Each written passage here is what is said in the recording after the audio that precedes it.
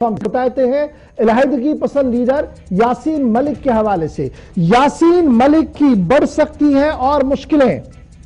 اور یہ مشکلیں اس لیے بڑھ سکتی ہیں کیونکہ سرکار نے ٹاڈا کورٹ کے اندر جو مقدمہ پچھلے کئی سالوں سے التوا میں تھا اور سماعت اور ملتوی اور سماعت کے بیچ چل رہا تھا، اس میں مزید تیزی کرنے کا من بنا لیا ہے اور ڈاکٹر ربیہ سعید اغواکاری معاملے میں باضابطہ طور پر ربیہ سعید کے نام نوٹس جاری کر دیا گیا ہے۔ 30 سالہ پرانے کیس کے اندر یاسین ملک، علی محمد میر، محمد زمان، اقبال احمد گندرو، جاوید احمد میر، محمد رفیق، الیاس سلیم نماجی، منظور صوفی، وجاہت، معراج الدین شیخ اور اس کے ساتھ ساتھ شوکت بخشی کے نام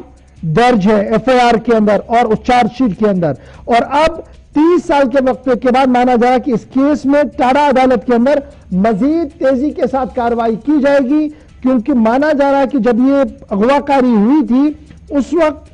جموں کشمیر لبریشن فرنٹ نے 5 لیڈروں کی رہائی کا مطالبہ بھی کیا تھا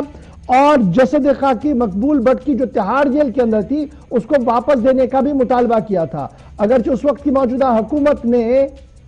ریزسٹنس دکھانے کی بھرپور کوشش کی تھی، وہ الگ تاریخ ہے، لیکن اس کیس کے اندر اب نیا موڑ ہے کہ 30 سال کے وقفے کے بعد 89-90s میں ربیہ سعید کا اغوا ہوا تھا، اس کیس میں اب تیزی کے ساتھ کارروائی ہوگی ٹاڈا عدالت کے اندر۔ سیدھے چلیں گے آصف رشید کے پاس۔ آصف، بڑی ڈیولپمنٹ ہو رہی ہے، گزشتہ دنوں میں یاسین ملک کو عدالت NIA عدالت نے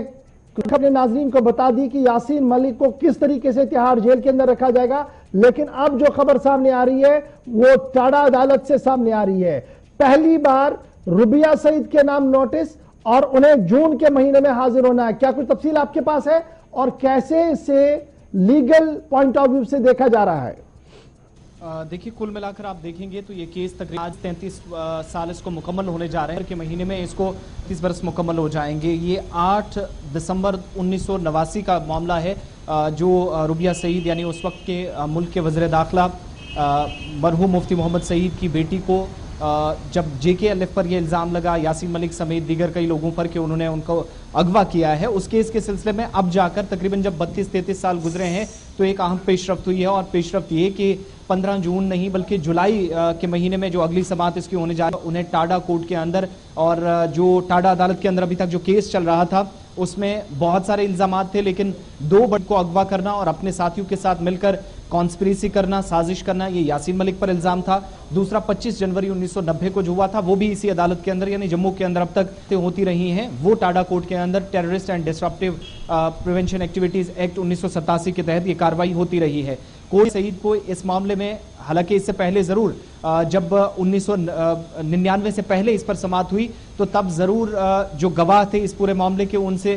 ضرور بیانات لیے گئے، ان کے گیا تھا، لیکن یہ پہلی بار ہوگا کہ جب ربیہ سعید کو یاسین ملک جو مسلسل گرفتار ہیں 2019-20 کے بعد اور کنٹینیوسلی ان کی سزا کا اعلان کو لے کر قیاس ارائیاں لگائی جا رہی تھی اور اس کے بعد 25 تاریخ کو ان کے لیے سزا کا بھی اعلان کر دیا گیا، لیکن اب جا کر یاسین ملک کو صرف ٹیرر فنڈنگ کیس میں راحت،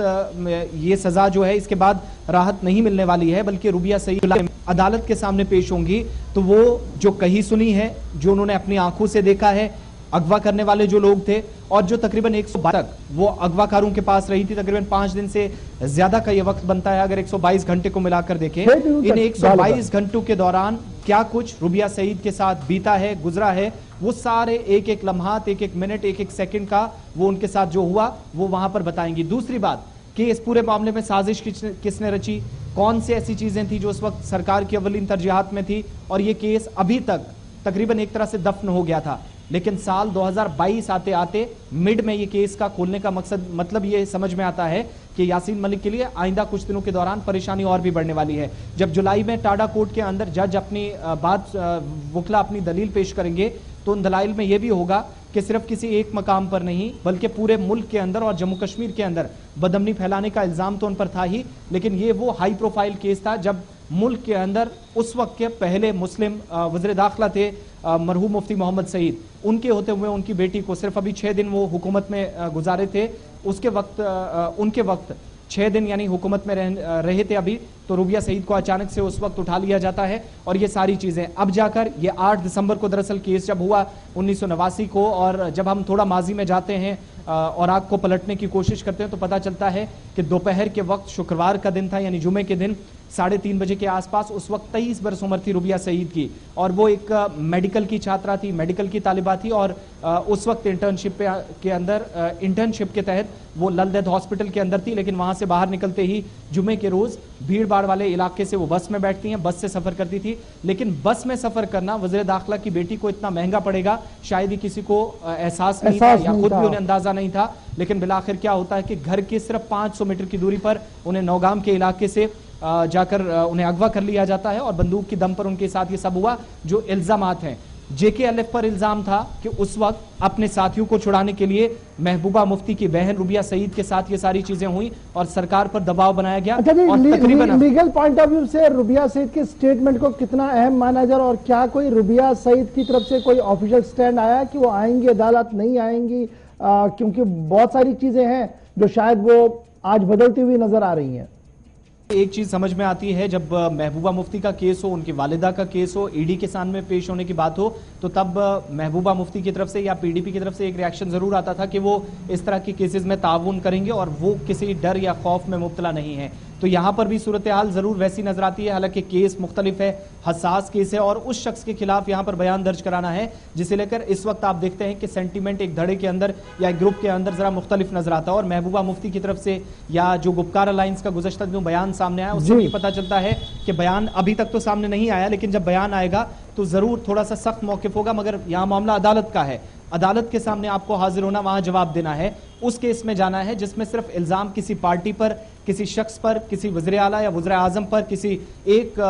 मुल्क की किसी अहम शख्सियत पर नहीं, बल्कि मुल्क से गद्दारी के केस और दहशतगर्दी के इल्जामात उस शख्स पर हैं जिनके खिलाफ उनको बयान दर्ज कराना है। इसमें एक और चीज बड़ी इंपॉर्टेंट है, जब वो बयान दर्ज कराएंगी, हालांकि अभी इंतजार ये भी है कि रूबिया सईद की तरफ से कोई स्टेटमेंट आता है या मैं भी चेक करता, अभी तक कोई ऑफिशियल रिएक्शन नहीं है इसमें। बिल्कुल, अभी तक कोई रिएक्शन नहीं आया है, लेकिन ये जरूर है कि अगर कोई परेशानी उन्हें जाती तौर पर होती है तो वो अदालत को जरूर 15 जुलाई से पहले लिख कर देगी कि जब। चलिए, बहुत शुक्रिया जी। 15 जुलाई तक का इंतजार कीजिएगा क्योंकि 15 जुलाई को रूबिया सईद, डॉक्टर रूबिया सईद को कोर्ट में पेश होना होगा। बाज़ाब्ता तौर पर समन उन्हें चला गया है और जब